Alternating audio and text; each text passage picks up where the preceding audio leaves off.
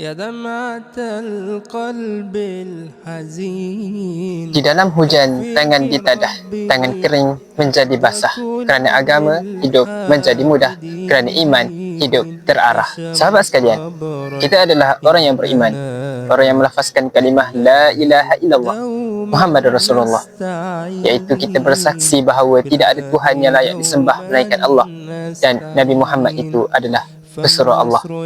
Dan apabila kita telah bersaksi bahawa kita adalah orang yang beriman, maka wajib kita beriman dengan adanya para nabi dan para rasul.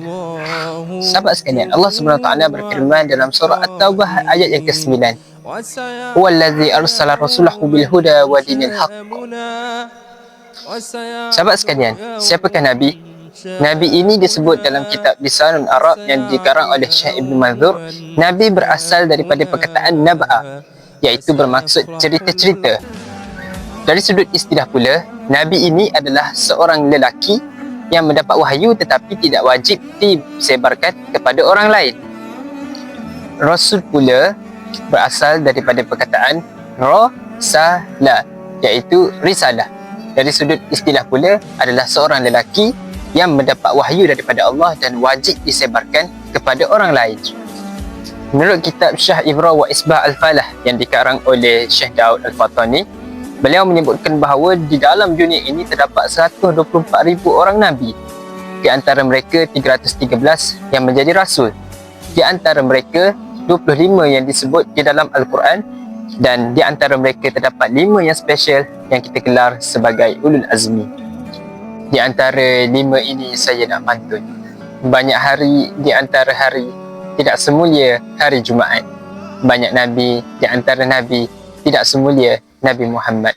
Nabi Muhammad SAW pernah dimuliakan Allah Subhanahu Wa Taala di dalam peristiwa Isra wal Mi'raj, di mana baginda mengimamkan kesemua para Nabi di dalam Masjidil Aqsa. Kita lihat tugas Nabi Adam AS sehingga Nabi Muhammad SAW hanya satu, iaitu menyampaikan risalah tauhid kalimah La ilaha illallah Muhammad Rasulullah. Mari kita lihat bagaimana dakwah Nabi SAW. Nabi Nuh AS berdakwah selama 950 tahun, tetapi pengikut baginda hanya 80 orang. Nabi Ibrahim AS berdakwah kepada ayahnya, tetapi tidak diterima. Kita lihat pula bagaimana Nabi Muhammad SAW ketika berdakwah di kota Taif, baginda dihalau, bahkan dilempar batu sehingga berdarah kaki. Lalu baginda berdoa, Ya Allah, aku mohon kepadamu ya Allah untuk engkau mengislamkan seluruh penduduk kota Taif.